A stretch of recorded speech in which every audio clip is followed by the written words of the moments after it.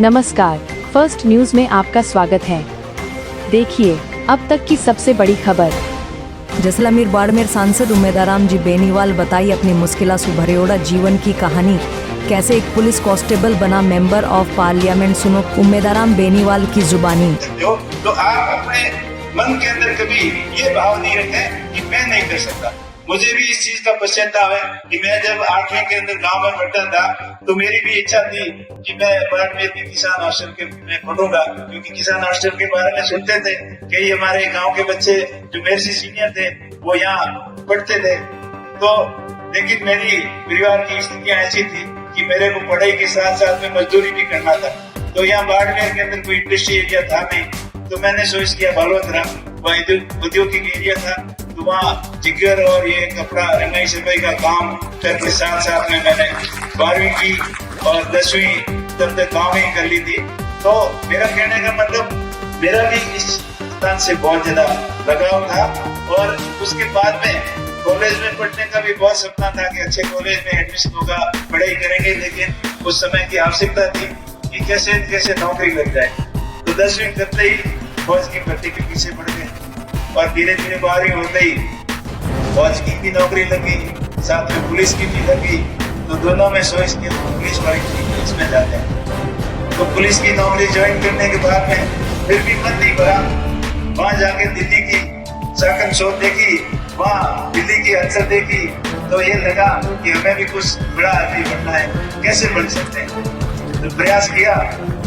बेटे मैं आपको बताना चाहूंगा, मैंने भी यूपीएससी की कोचिंग ज्वाइन की, क्योंकि जब तक 2-4 साल निकल गए थे प्राइवेट के रूप में। 12वीं के बाद में सहपाठी के रूप में मैंने ग्रेजुएशन दी यहाँ बाड़मेर कॉलेज से किया था, 2000 में कम्प्लीट हुआ। तो उसके बाद में वहाँ तैयारी शुरू की, लेकिन वहाँ लगा कि यहाँ अपनी बात जमने वाली नहीं है, क्योंकि वो लग जाता है कि अपन क्या करने जा रहे हैं और क्या कर पाएंगे नहीं कर पाएंगे, कोशिश करने पे पता चल जाता है। तो वहाँ बात नहीं जुड़ी, कोई आजीजी वाली बात सामने आ गई और किसी ने बोला कि आपकी इंग्लिश अच्छी नहीं है तो आप नहीं कर सकते हो। और फिर हिंदी भी बहुत बढ़िया नहीं थी, गांव के अंदर तो पढ़ाई इंग्लिश स्टैंडर्ड की थी।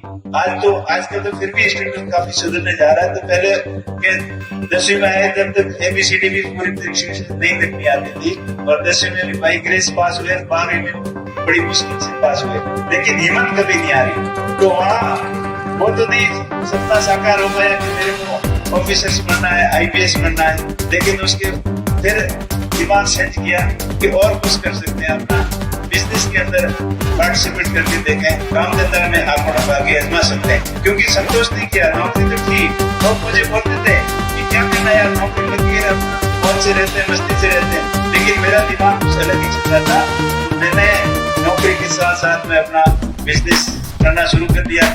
शुरुआत में बहुत काफी असफलता क्षणा हुए, लेकिन मैंने हिम्मत नहीं हारी कि मैंने जो ठान लिया है करके दिखाना है।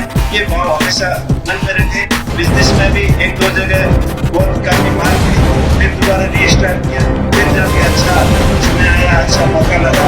और हर एक आदमी की जीवन में गोल्डन चांस से जरूर आते हैं, लेकिन उसको अपन कैसे बुला सकते हैं, अपना कैसे सकते को अपने को करना है। मुझे भी अच्छी काम करने की लाइन हाथ लगी और फिर नौकरी से रिजाइन कर दिया। नौकरी से रिजाइन करने के बाद में एक्सपोर्ट का काम शुरू किया, और एक्सपोर्ट का काम करते करते फिर मन बदल गया।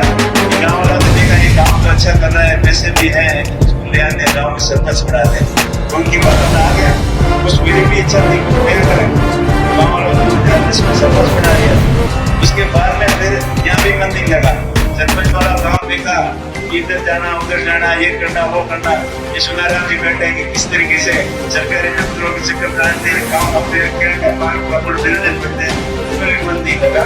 फिर दूसरे बिजनेस के अंदर ट्राई किया, ये आते आते 2017 तक। उसकी बाद की कहानी तो आपको सबको बताने की जरूरत नहीं है। मेरा कहने का मतलब है, आप निरंतर प्रयास करोगे तब आप जिंदगी में सफल होगे, और कभी असफलता से हताश नहीं हुए। आप क्या ट्राई करते हो, असफलता होती है तो आप उससे हताश होकर बैठ जाते हो, आप मेरे से नहीं होगा, मेरे से नहीं होगा, ये भाव को भी आप बंद करते नहीं।